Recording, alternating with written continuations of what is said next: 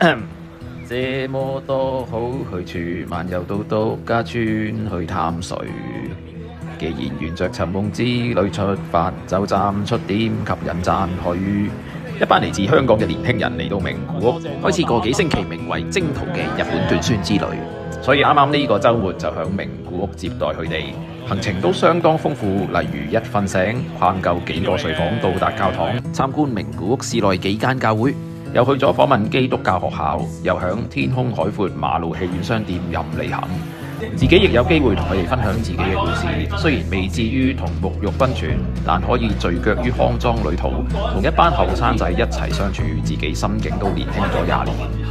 回想自己都係因為參與呢類短宣，令自己確立海外宣教嘅心志。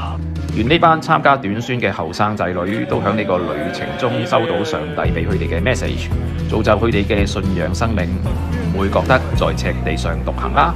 阿門。